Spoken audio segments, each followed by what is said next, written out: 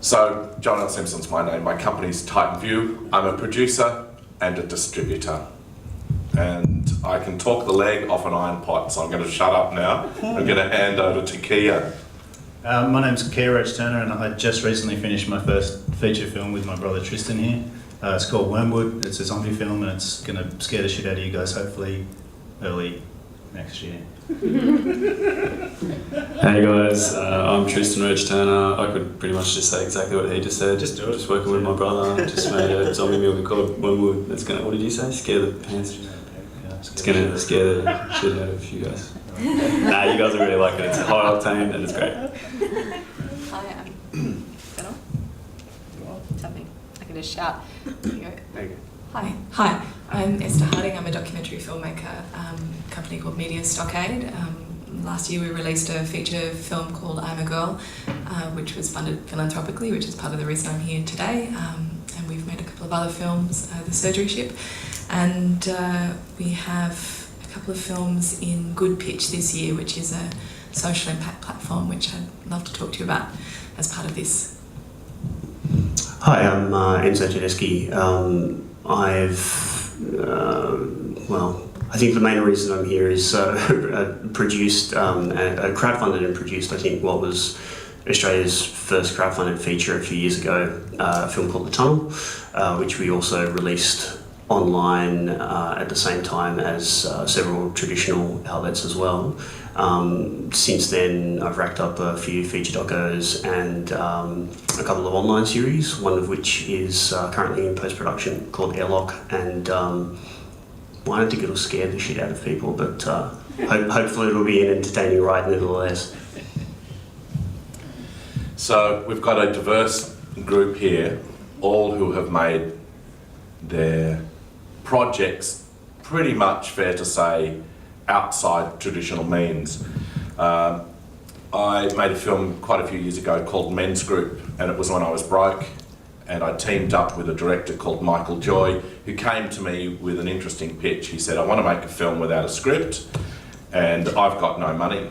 You look like you're broke. Seems like a good idea. No script, no money, let's make a film. And he'd been around town and he'd had that conversation with a few other producers who went, oh, great. And they decided not to ever turn their back on him and said, bye, I'm out of here. And so he couldn't find a producer in Sydney to take him seriously. And when he pitched that to me, I said, sounds fabulous, when can we start? And so we launched a project without any money and without a script. And Men's Group is a whole other story. But one of the things that terrified me at the time was the idea of raising millions of dollars. Firstly, how to do that, and then the responsibility to the investors. And so it seemed to be a perfect opportunity to come up with a bit of a concept, and so we created a co-op, and we made Men's Group through a co-op. One of the concepts that we had that I offer to you all today, to start our discussion, is if your film project requires a multi-million-dollar budget, say it requires $2 million, the question I ask you is, when can you start work when you've got a $2 million project? Now, in the rational world, you can start work on that project when you have the budget, when you've been green-lit. But what if you reframe that whole concept and say, what if you don't need money to make your feature film project? When can you start work? Well, of course, if there's no obstacle, you can start work straight away. And that's how we made the film Men's Group. We went from concept on Sunday night to being green-lit Wednesday lunchtime. Concept Sunday night, green-lit Wednesday. We had half of our actors, we had several crew members, we had an office, we had sound post-production by Wednesday lunchtime. By Monday, the first Monday night, so Wednesday, the next day, that evening, we had a website of sorts. But by Wednesday lunchtime, we were green-lit with this completely we didn't have a script. We had nothing, there was nothing on a piece of paper. But yet we were able to Imagineer, con, trick, cajole. We literally had no money at all. So I'll talk more about it. But it's that concept that got us out of bed for our first meeting on Monday morning at 9 o'clock. The concept of starting with no money, just starting with work. So I'm going to throw over to you, perhaps Enzo. When you were conceptualising with your business partner Julian Harvey, what was it? Where did you start? What was the plan? Yeah. What was your the first thought? The first thought, funnily enough, was that we were going to make a zombie film, which is where it started. And similar to what you guys were saying before, we were going to, maybe fund it on our credit cards to the tune of 10 or 20 grand and just get out there and make it with friends and whatever. And as we started, the thing that there was no obstacle to us for was the writing. So it didn't cost us money to write. We would just write when we had time to write, and we started developing the story. And as we did, we realised that we were onto something that was a little bit, that we felt deserved a little bit more than weekends and credit cards. So we started going down the whole path of, once we had a script, we started talking to investors and doing all of that planning and whatever for what was probably going to be a film that cost about $1 million.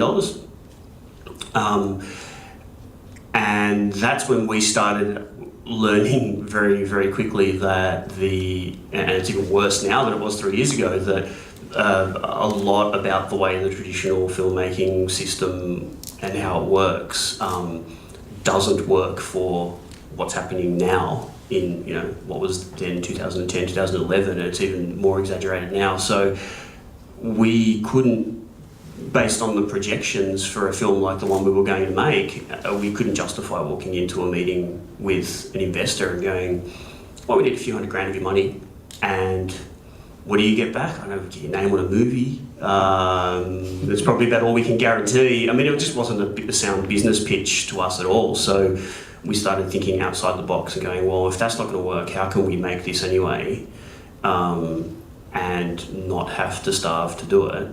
And that's when we sort of started looking what was happening in crowdfunding at the time and thought, this is actually, there's something there, and that's the path we eventually ended up going down.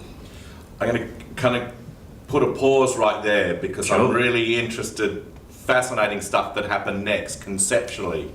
So we'll revisit that. Roache-Turners, where did it start for you? I'm talking to you as if you're a collective. That's really annoying, isn't it? Like a two-headed beast.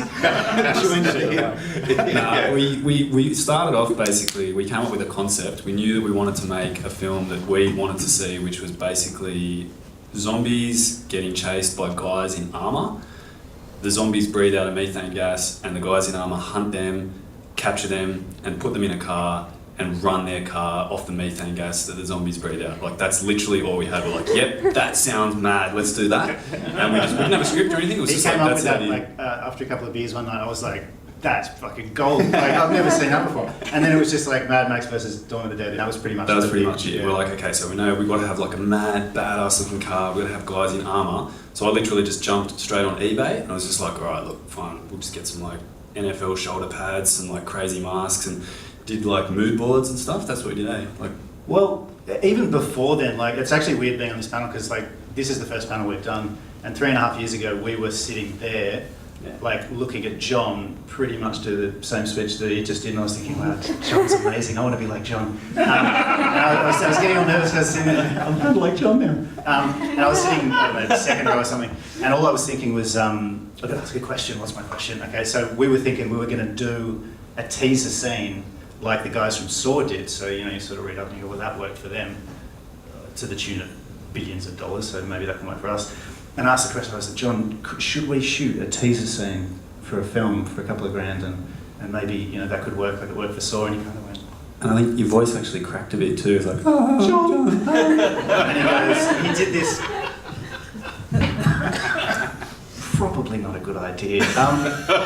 Unless you really know what you're doing, it's, you know, you'll spend thousands of dollars, and you made the thing, some friends of yours or something had done like a fantasy thing with swords and effects, and the effects were terrible, and the swords, you know, just don't do that. It's a bad idea. I'll talk to you after, you know what I mean? So, after we made our teaser scene... Obviously, I know nothing. I think you've got to go your own way, and I think because we did that. What I didn't tell John was, like, we've been making films since we were 13 together. We made a shitload of short films. We made a whole bunch of music videos. I'd spent a bit of time in advertising. We'd seen the 5D just came out, so I knew that, like, man, I can buy that camera and I can get something that looks like 35mm film. So we're ready. Like, I knew we were ready. And we went out and shot the teaser. 7-minute teaser, cost $7,000, $1,000 a minute. Put it up online, and we were very lucky because the concept hit a little bit of a zeitgeist. We went a little bit viral, so we were sort of #1 on Reddit.com, and I think we got like 100,000 views in 1 week.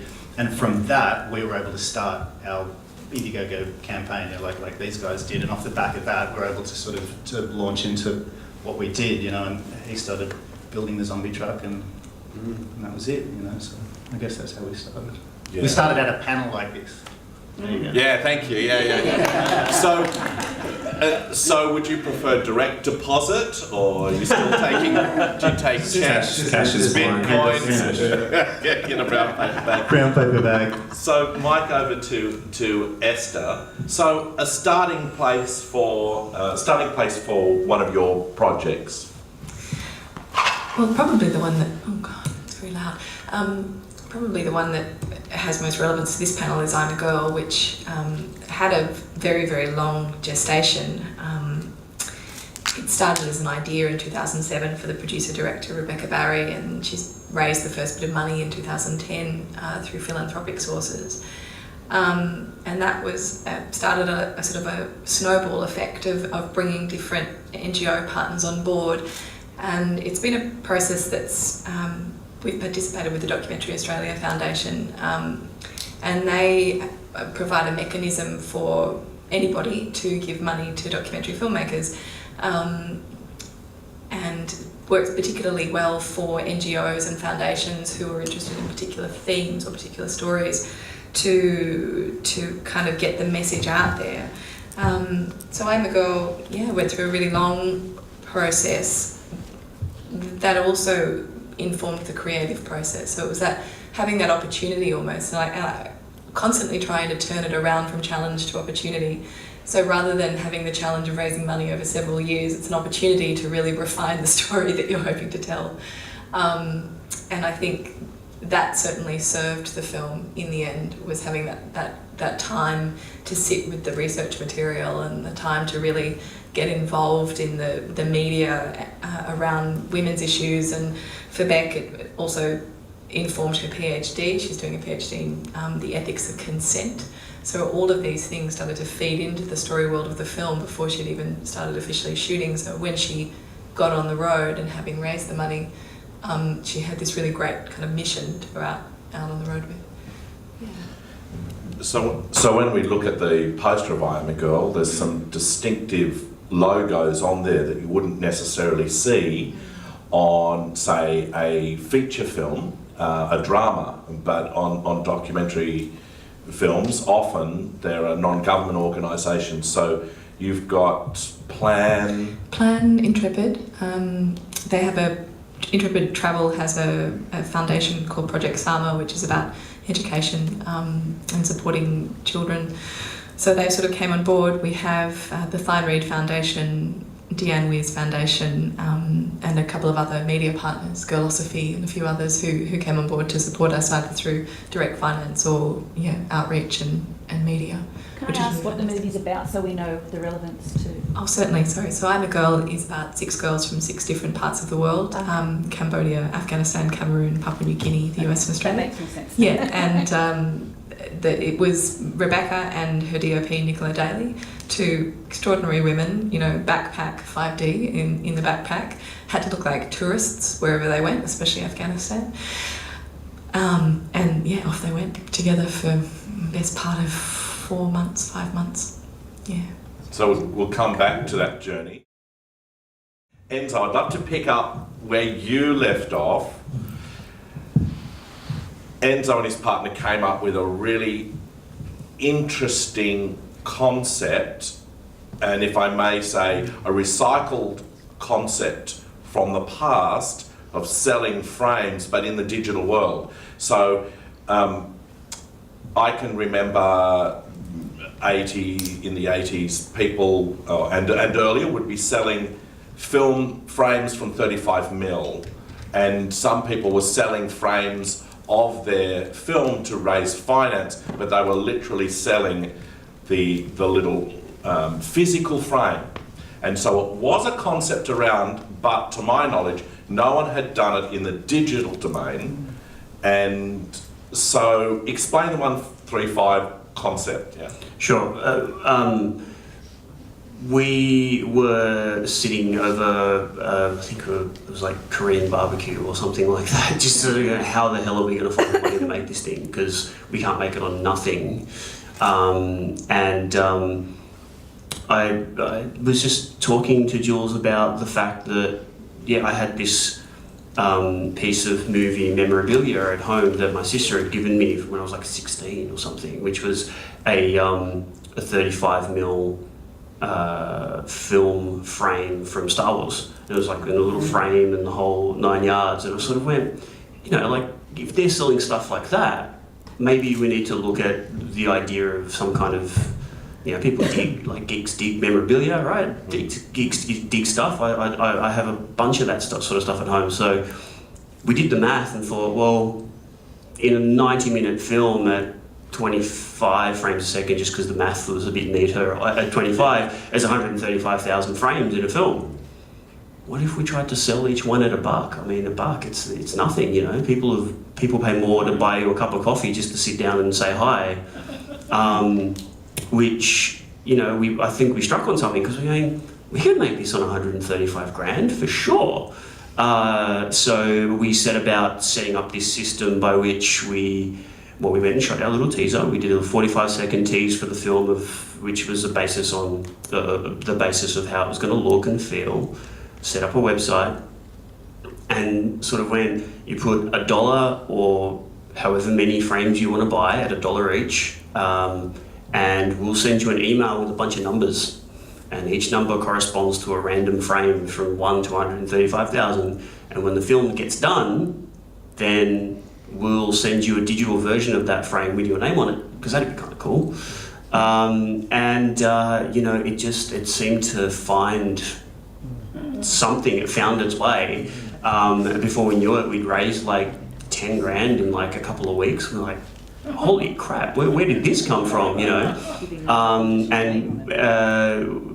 people were putting in absurd amounts of money. People we didn't know were putting in $1,000, $1,500 into the film for nothing more than just getting a bunch of digital frames for something that, quite frankly, for a found footage horror film, there was a whole lot of black going to be rocking up in people's inboxes, right? So it was like, okay, cool. This, it captured something, and people dug it, and it was very, just to sort of flash forward a little bit to when we actually sent those frames out to the people that put money in.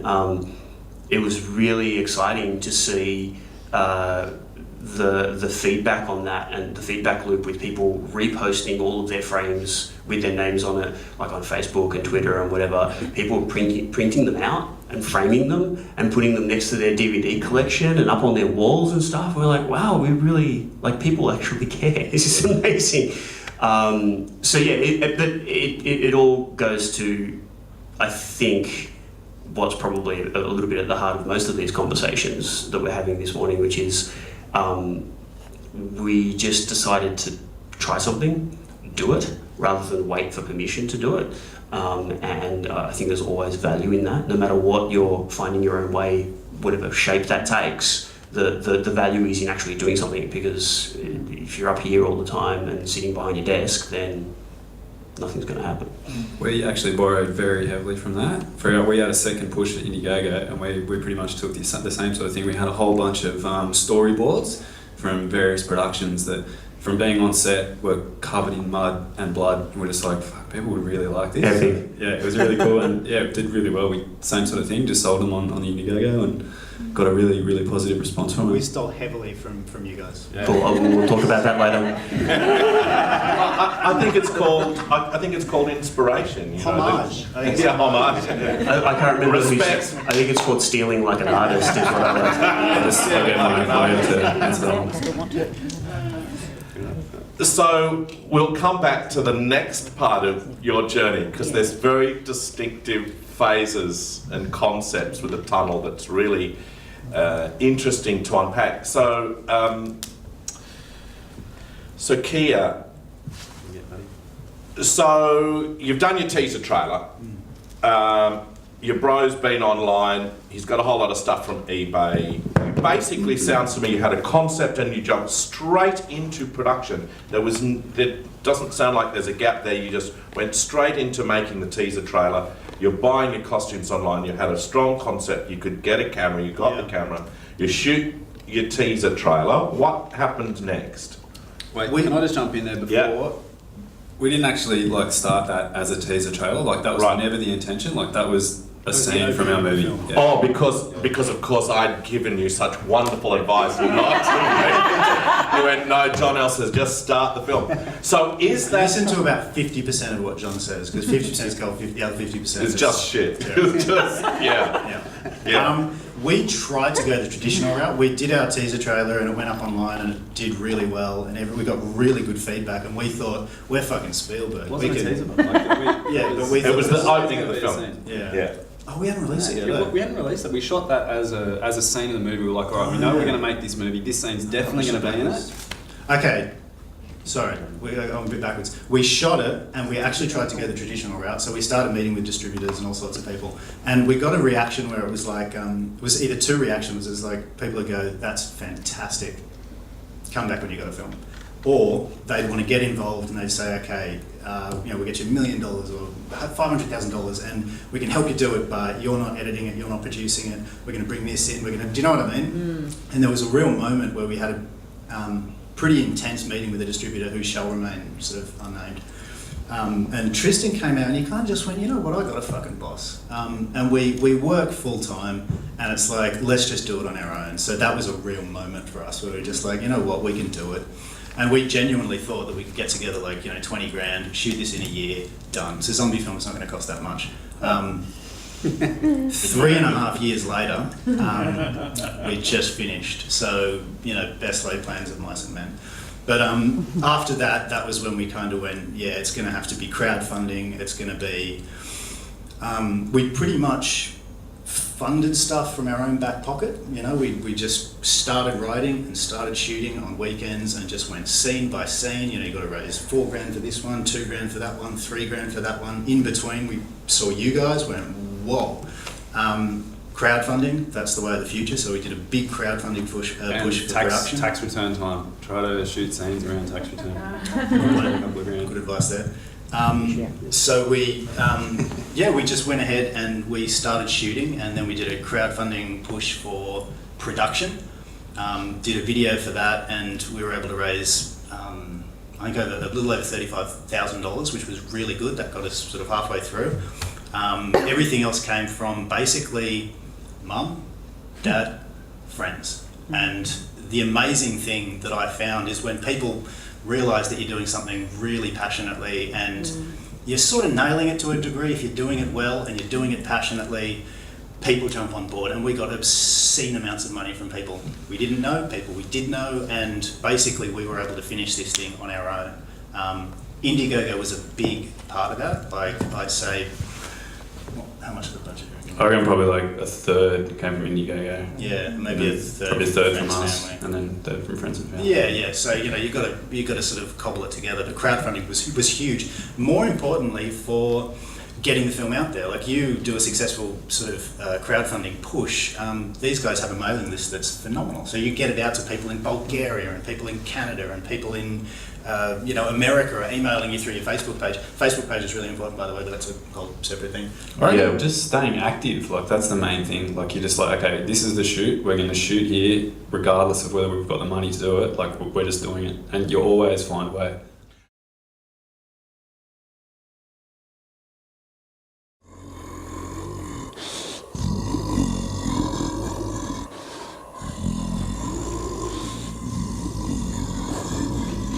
Oh, hi. My name's Kiah Roache-Turner. And I'm Tristan Roache-Turner, and we're producing and directing a little independent feature called Wormwood.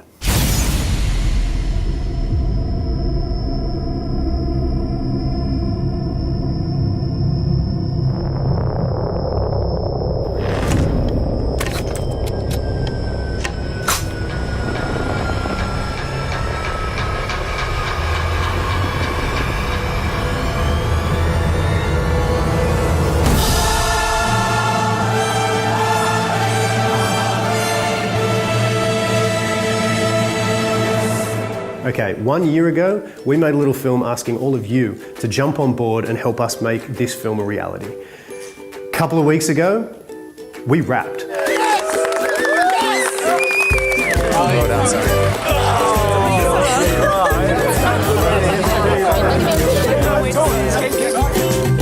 The last 12 months have been mental. I mean, I don't even know where to begin. Okay, first up, we turned our mum's backyard shed into a friggin' bloodbath. We even drilled holes in our mum's garage door to look like a bullet effect, and she was not happy. Look good though. Enemy down. So then we stepped it up. We designed and constructed our first ever full set. It was a medical holding cell complete with a maniacal doctor carrying out some fucked up experiments on our leading lady. Scalpels, medical equipment, blood all over the wall. It was some really gruesome shit. Then, we shot a massive horde scene up in Woodford in the Blue Mountains where our heroes face off against a horde of bloodthirsty zombies. Our makeup team churned out more zombies in a single day than has ever been attempted in this country before. And we set a world record for the amount of prosthetics used on a feature film in Australia. That's not bad for an independent film. Which brings us to the road scenes. We shot all this insane Mad Max looking stuff on a creepy highway out in the middle of the bush. That shoot was insane.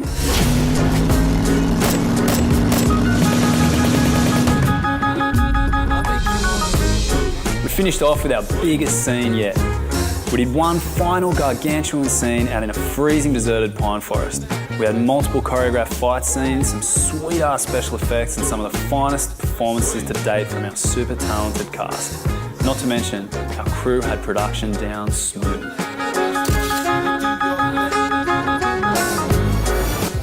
So, here we are. We finally wrapped Principal Photography. And all it took was 3 years of our lives, all of our life savings, and literally calling in favours from all of our friends and family. But it also took a whole lot of help from all you guys out there. So first up, a big thank you, because the last 12 months have been sick. Right, we finished the hard part, which is actually making the movie. Now we got to send this sucker off in style. Because as you know, without top-notch post-production, like musical score, colour grading, digital effects, this film will be half the film it could be. We've got to make it look sexy. Otherwise, we're letting you guys down. At this point, we've got the post-production budget for this. With your help, we can get the budget for this bad boy!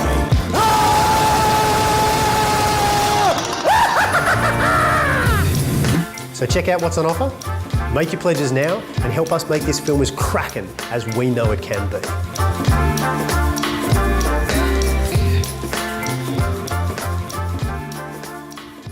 Well, that's certainly how to do it. Really speaking to your genre fans. It's the poster Not child. afraid to get our hands dirty. Yeah. Or our faces dirty. I think that's part of it. Yeah. And the humour's really working. It's nicely paced, you know. We actually just love doing that shit. So like that was just a day where we're like, fuck, let's just get together with some mates, make some zombies, get in front of the camera, and it's just like it's no skin off our back. It's something that we love doing, so it just made sense. We'd done 3.5 years of 3 years of filming, I guess 3. And I always wanted to be a zombie, but I never got to because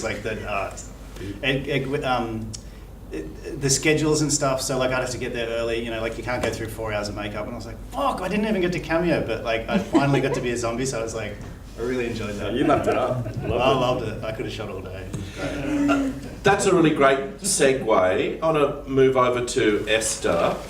How important, please give, you've got it, excellent. How important is loving what you do from the inside in your work? Now, I'm sure I know why you're laughing, because...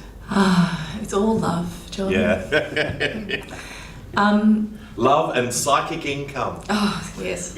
Love and psychic income. Yes, so much psychic income. It doesn't pay your rent. Yes, well, documentary filmmaking is... Look, it's an interesting beast because, factual content in Australia is on the rise. It's the largest part of our screen sector, really. But documentary, feature documentary, as those who love it feel it's meant to be, is really hard graft. And making a feature on the weekends, documentary is the kind of thing that you need to have a camera and you need to sit with your subject and your story for sometimes years. And certainly that was true for Beck. It took her a long time, and us a long time to raise the money and finish the film. And it is something that you continue to need to love and to nurture and to give away. And I don't mean that in terms of necessarily giving the film away for free, but you give that energy and the love for the craft and the knowledge around distribution and all of those things away constantly, because it's an industry that requires abundance. And I think that's a word that probably doesn't get used enough when thinking about what we do, because in fact as a community and as filmmakers and as producers and distributors and all of the hats that we wear, abundance is the thing that will ultimately see you through, because it, by giving something out, eventually it will come back. So yeah. So your passion for the issues that are contained within a wonderful documentary like I Am a Girl. So in those times when you do struggle to pay the rent, but then you go to a screening and then you work with NGOs and that young people are seeing the film. So how does that feed your soul to be able to keep going? Absolutely. The psychic income in that respect is fantastic and really worth it. So I'm a Girl.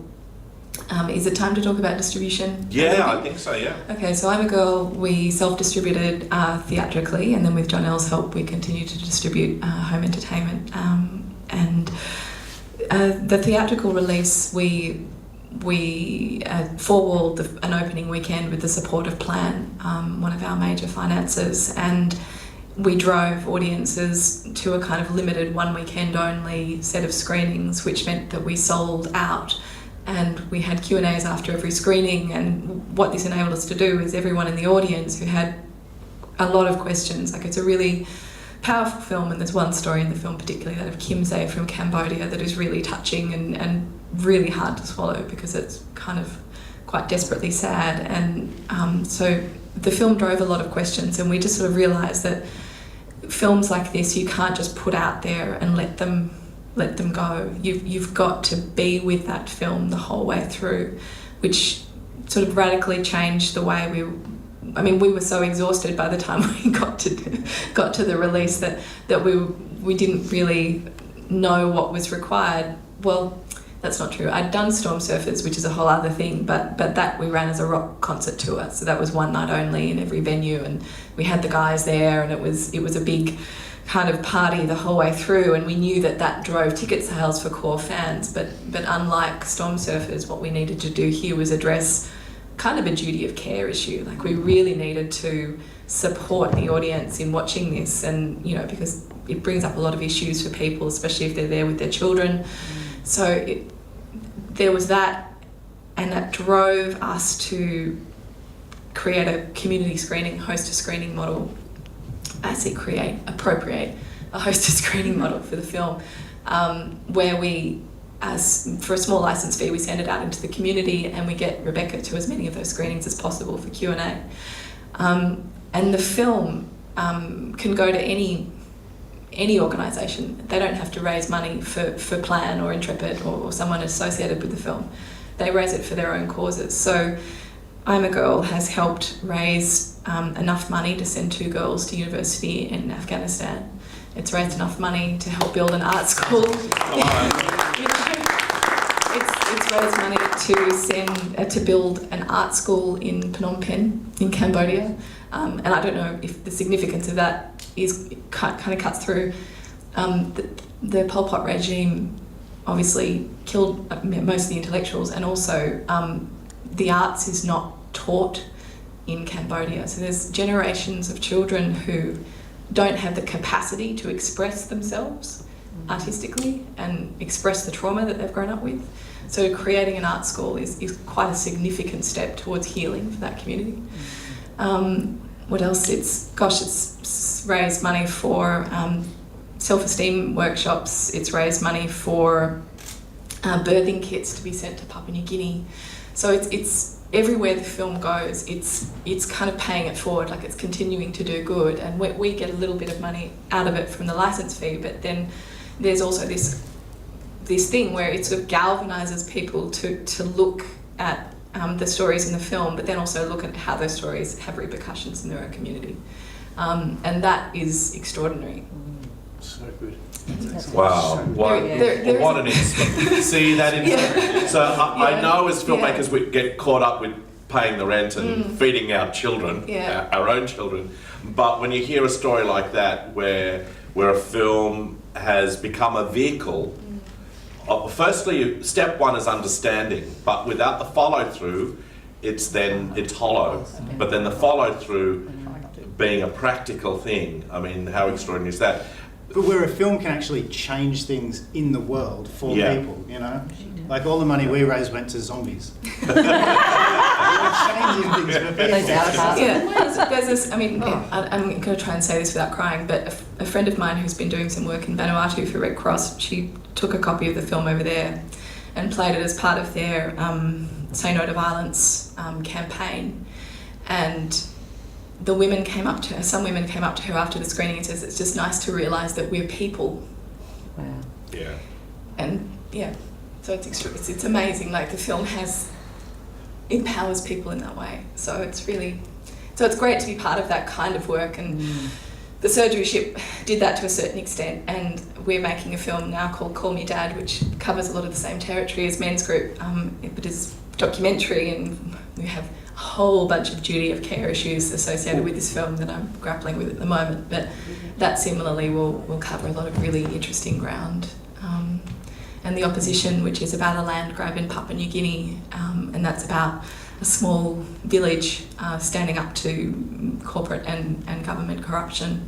And the film actually has been instrumental in helping the people of Parker Hill save their homes. So it's an extraordinary thing to do. The relationship between audience and the documentary filmmaker, when you make and essentially it's a product, but obviously one from the heart, but when you make a product that then audience members can take on as their own thing and then use your film to tell their story, that's when you get that crossover effect. And I know from Men's Group, we had a cinema run, which was terrific, and we won awards, etc. But then the next part of it was the community screenings, where it was being used as a tool. The communities would bring it into the community, Broken Hill, Tamworth, wherever we were.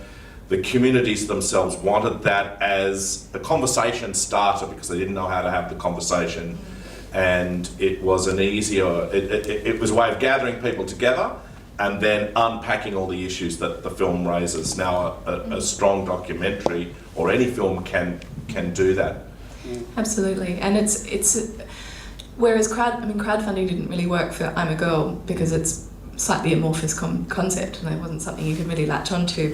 But what is really great about Documentary Australia Foundation is that you have a platform that you can put the film up there, and then when you go out to NGOs and different organisations who have a vested interest in the themes of your film, you can really sort of explain to them. I mean, one, it's a tax benefit. You get a tax write-off for donating to the film, but then there's also this thing of building coalitions around ideas.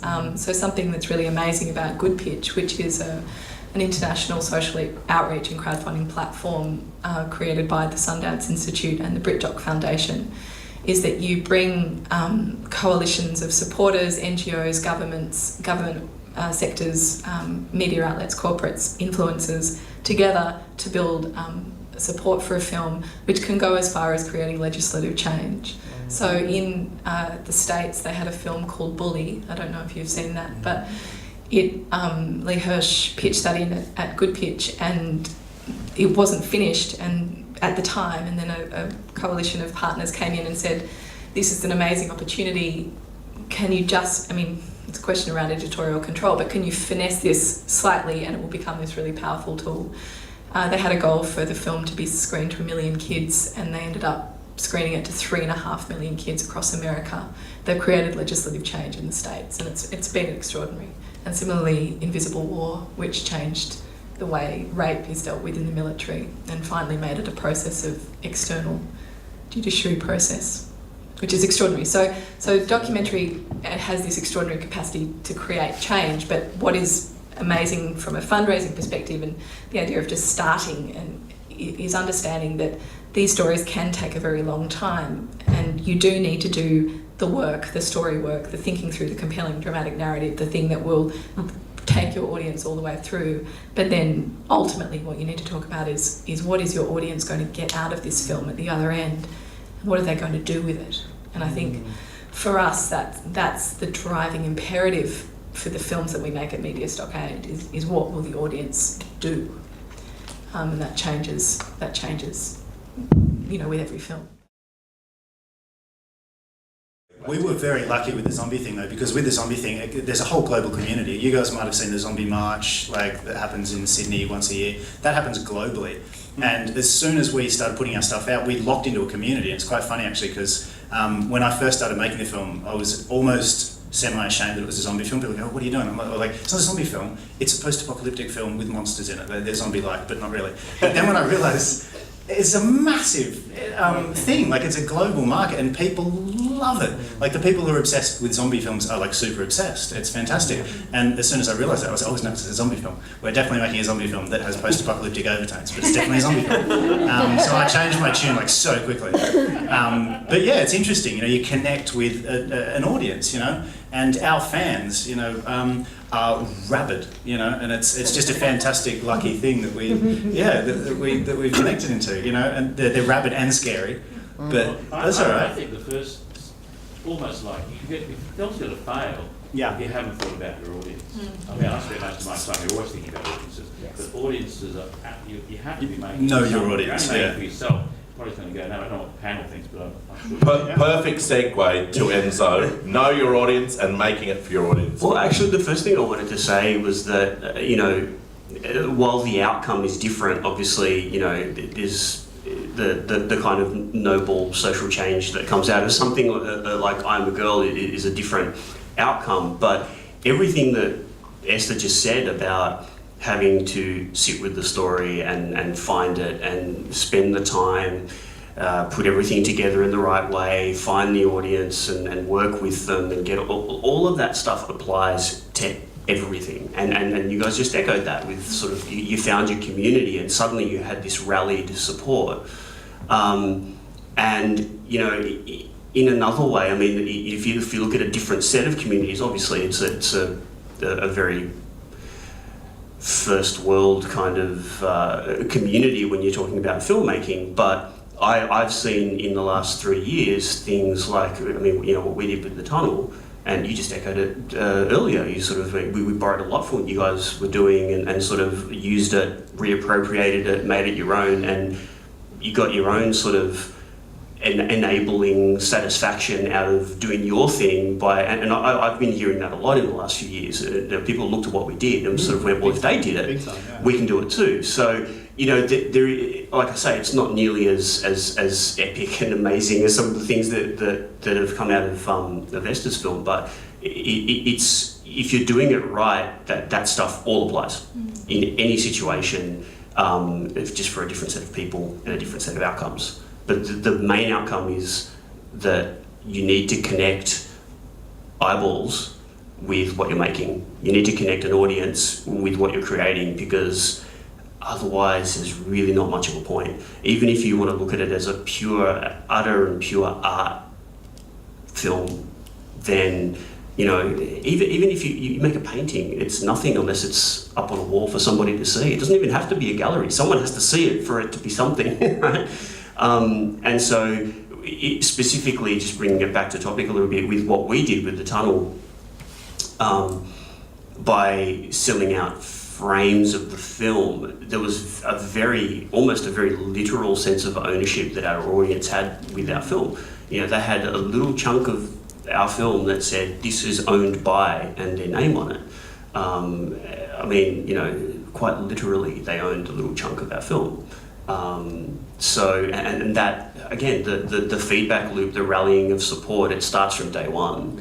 And all of those people that you get, especially if you're starting with nothing, you're trying to make a film on the smell of an oily rag, every single person you bring onto the film, be it a crew member or an actor or, you know, a sound technician, whatever it is, they're all going to bring their little bit of an audience to it as well. You guys funded, you know, you get a lot of money from family and friends and colleagues and stuff.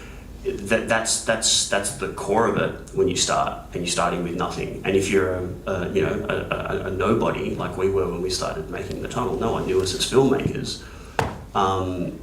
It's just, you know, you need to latch onto that, grab that community, that sense of community, and own it. Not be ashamed of it. Own it, run with it, because it's actually what it's all about. I think you can only do the family and friends thing once, though. If we do like a sequel to Wormwood, they'll be like, we've already given you fucking money. But that's why I think you're going to build an audience, you know, because they'll keep coming back and back. And you need to take that audience with you is the key. Yeah. So, okay, so I want you to jump in. You've done your 135. You've raised some money by selling frames, and now you take the decision, or you'd already decided you were going to, but now you do something that is probably one of the most counterintuitive moves in the history of movie making, because you want to sell your film to make some money.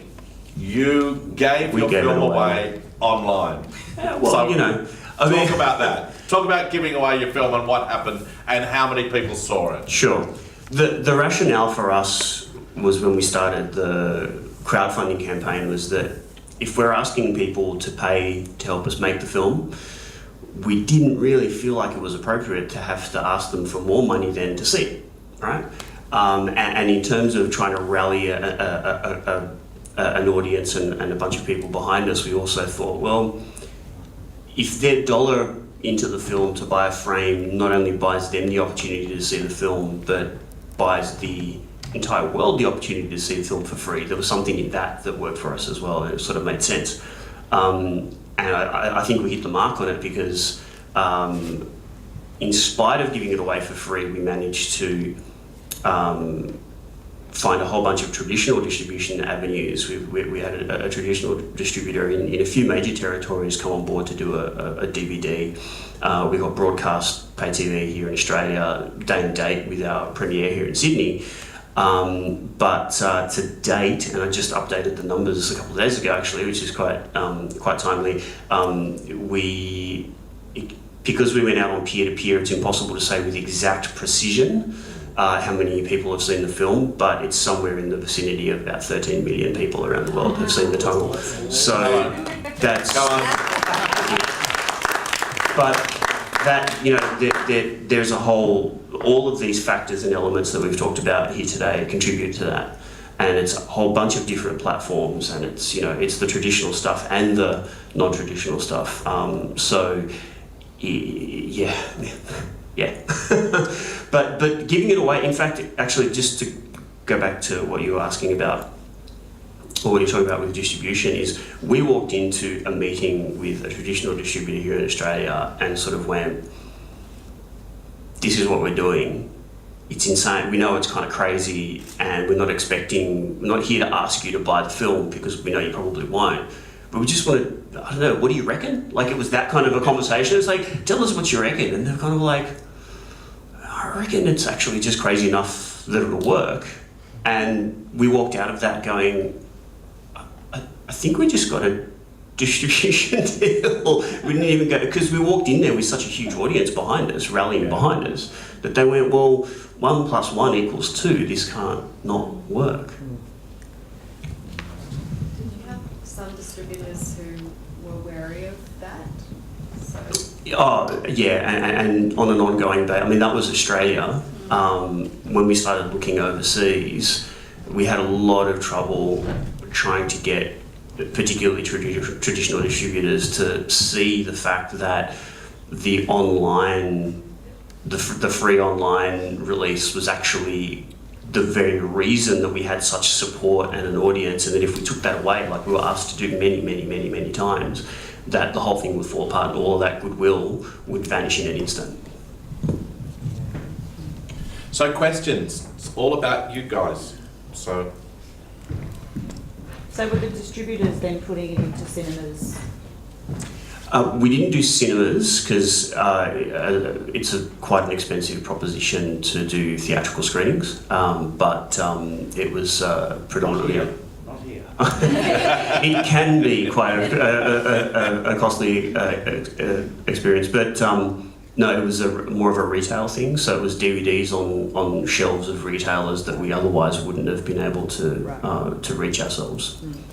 just jumping on that, for exhibitors, windows, that's the window between when you release in various different platforms. That theatrical window is a sacred thing. It's their last bastion that they're holding on to. And when you say to Hoyt's event, oh, we're going to break the window, we're going to give it away for free and build an audience, and then we'd like to come to your cinema, they say, how about you don't ever come to our cinema because you've given it away for free, because they're of the opinion that no one will buy something they've already been given for free.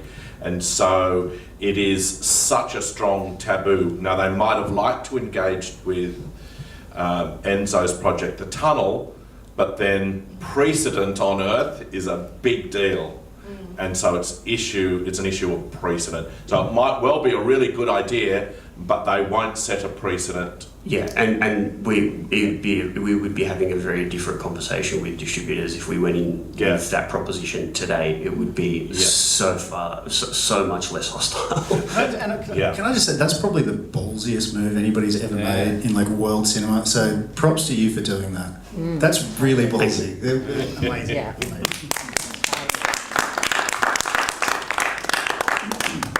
More questions? Yes.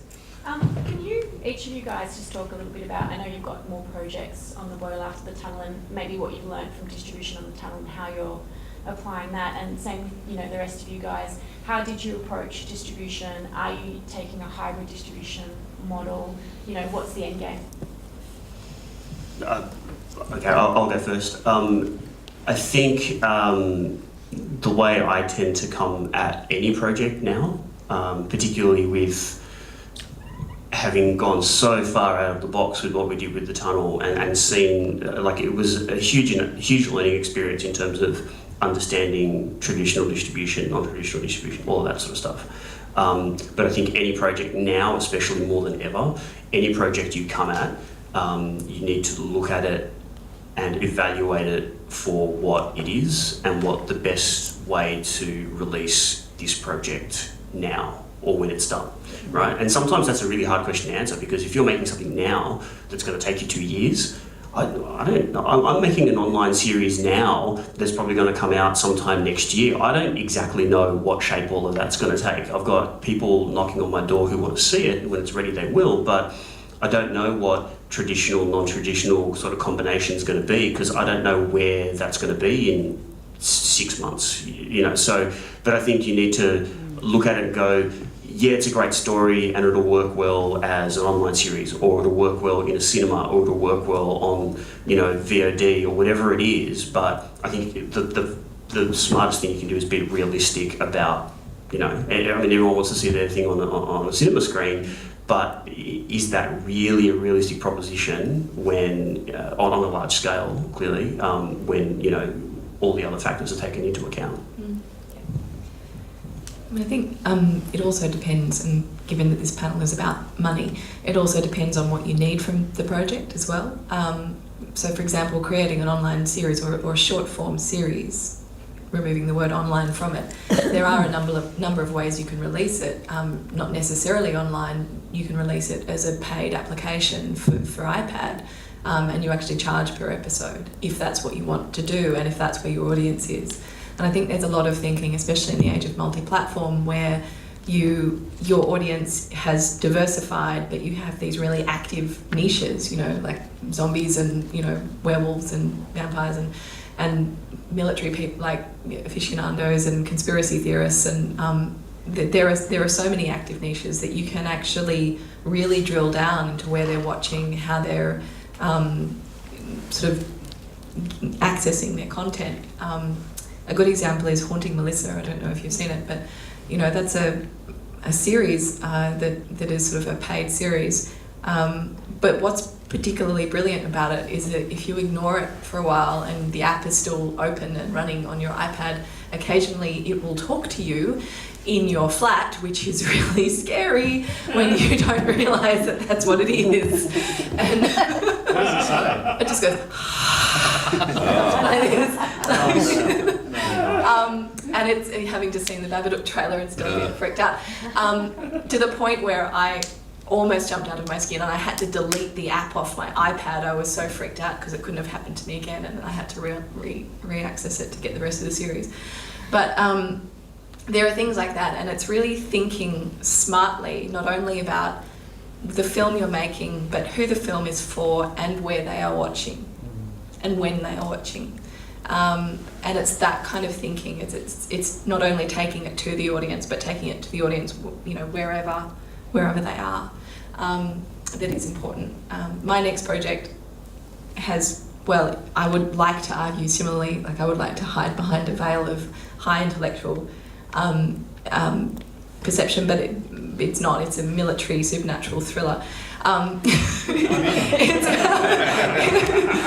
about you know, it's ostensibly it's about, you know, freedom of information and, you know, war, but really it's a supernatural thriller.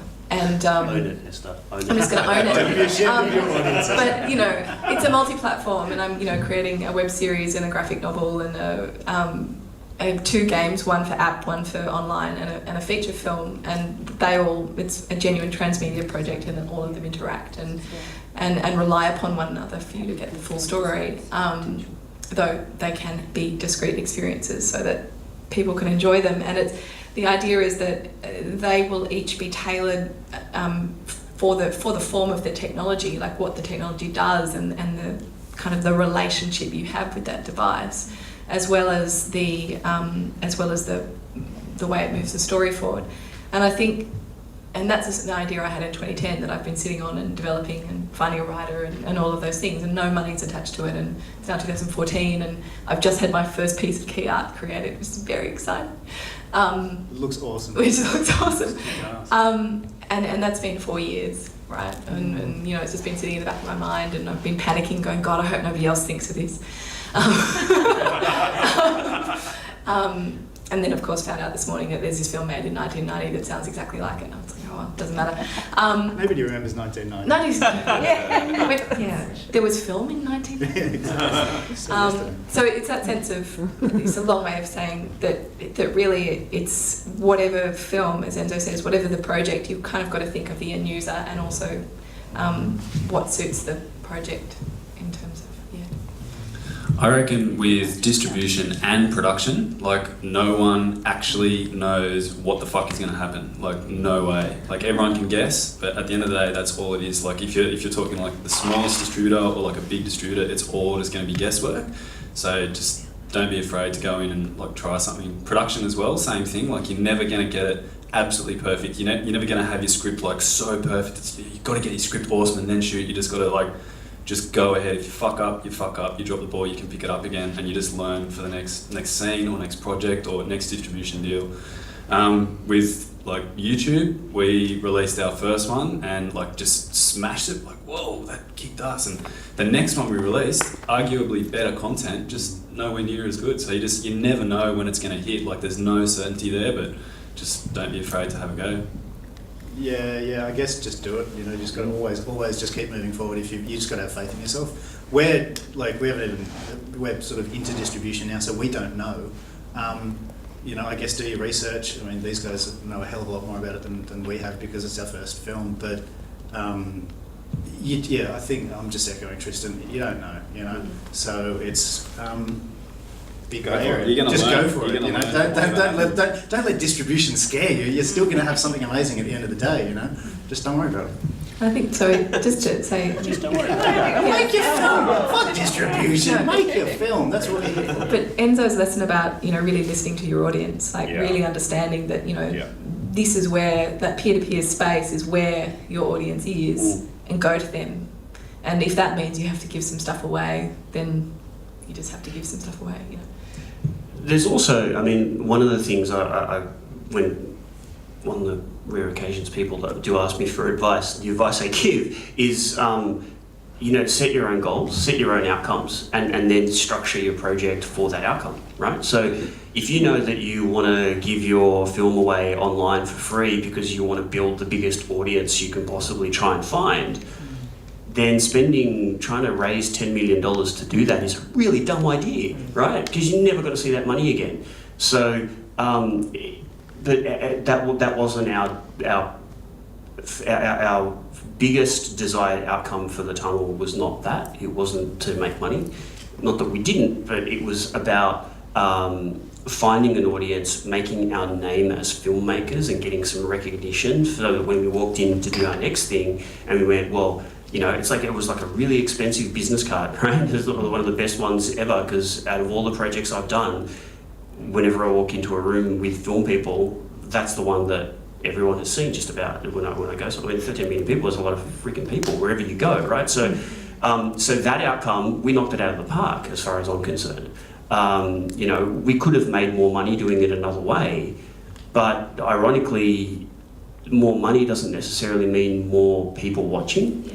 So, if you set and like you say, your audience. We knew that the audience for our film and the audience for heavy online content viewing, let alone on peer-to-peer and BitTorrent, and the people that were heavy downloaders were almost a 100% overlap. Yeah. So we knew that those people would want to see what we were doing, and we just took it straight to them, and it made perfect sense, and it paid off for us. Yeah.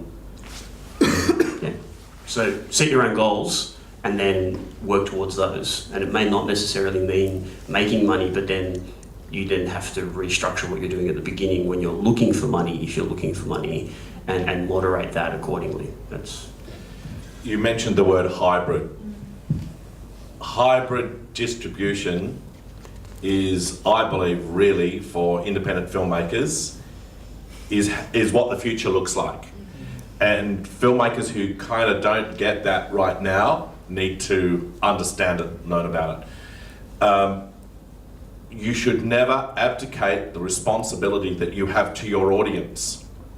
Understanding your audience, making a film for your audience. If you're making it for yourself, that's folly. You can make something that you're passionate about, but you've got to see that relationship. Distributors have relationships with large groups of people as well, so you can tap into that. And so when you're working, if you're partnering with anyone, whether it's in production or in distribution, what do they got? What have I got? What do I need? Well, I can do that. I really do know how to do that, so I'll do that. but I can't really do that as well as they can do it, but how much is it going to cost me? Everything costs you something, and you must be a good sharer as a filmmaker, but you don't have to abdicate your authority or your responsibility. You negotiate a peace treaty. I'm going to do this, can you do that? What does that look like? I'll share that for that amount of time. And then you're going to make a vehicle that works for you and for your audience, and that is safe. Can I say too, that happy medium has to exist. Yeah. Go for your audience, do your homework, all of that kind of stuff, but we have to remember that you are doing it for yourself. Really, it's like, it is an art form, and if you're not passionate about what you're doing, and if you don't love what you're doing, you're going to spend 3 years making a piece of shit. Now, the worst thing I ever did was make a film for Tropfest, specifically for an audience that I thought I knew.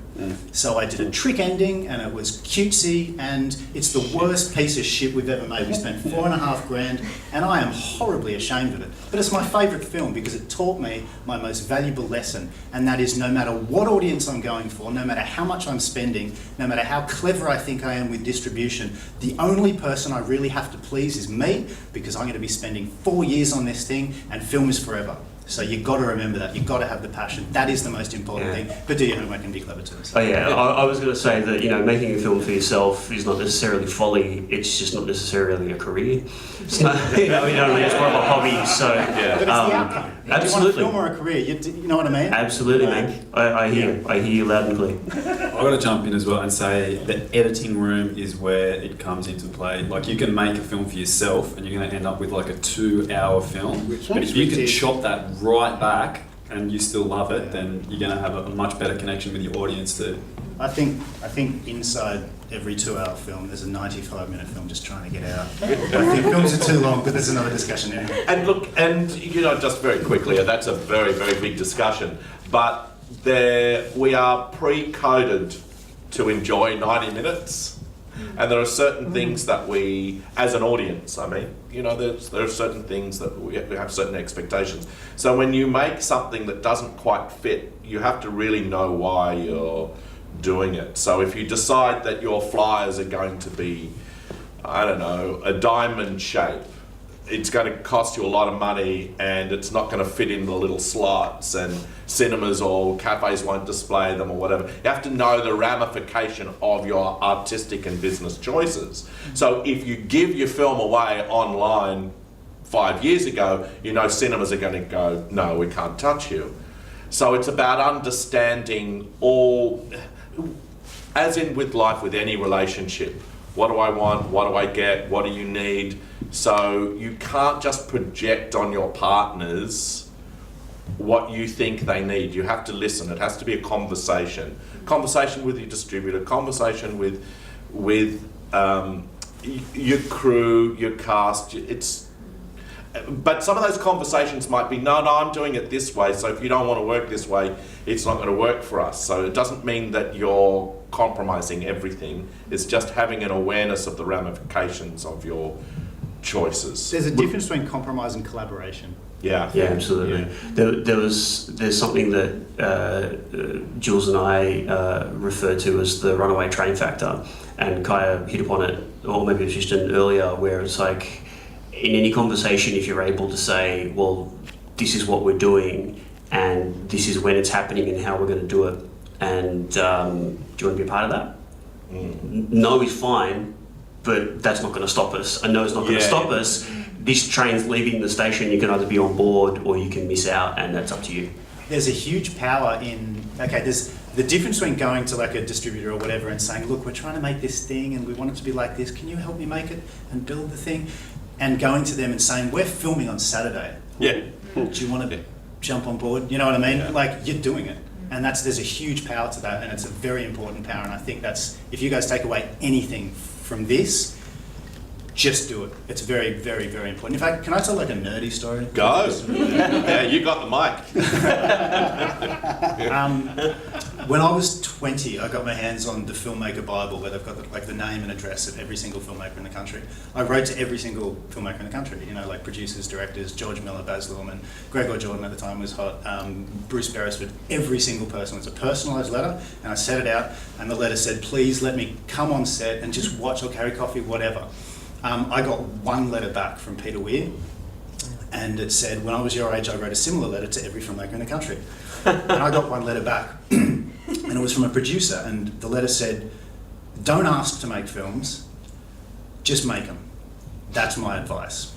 So he did it, and he went out, and he said 10 years later, he was on the set of, I think, The Last Wave with Richard Chamberlain, big crowd scene, and a guy came and tapped him on the back on his shoulder, and he turned around and he says, do you recognise me? It was a little old guy. And he says, I'm the producer you wrote to. I remember that letter, Mr. Weir. And I was right. Here you are. So that's the most important letter I've ever received, and I lost it immediately. I have no proof of this. I could be lying, but I did get that letter. And that's the way I live my life as a filmmaker. I never let anybody tell me no. I will always just do it. If I have an idea that's $1 million idea and nobody will give me $1 million, I will make it for 100,000, 10,000, 2,000. It doesn't matter, you have to do it. The most important thing is if you're a filmmaker, you make films. You don't ask to make films. You shouldn't even have to learn to make films because you've all seen 1,000 of them. You know how to do it. The cameras are cheap. All you need is some friends. The equipment is there, just go out and do it. That's the most important thing because, when you come to make your feature or you come to make this big expensive thing, you've made a bunch of films and you're a filmmaker and you know how to do it. So that's the most important thing, is just go out and do it. Make a film, make 20 films, make a feature, just do it. So there you go. Very important. I don't know that there's any more to say than that. So we're going to end right here on that extraordinary rant. I love it.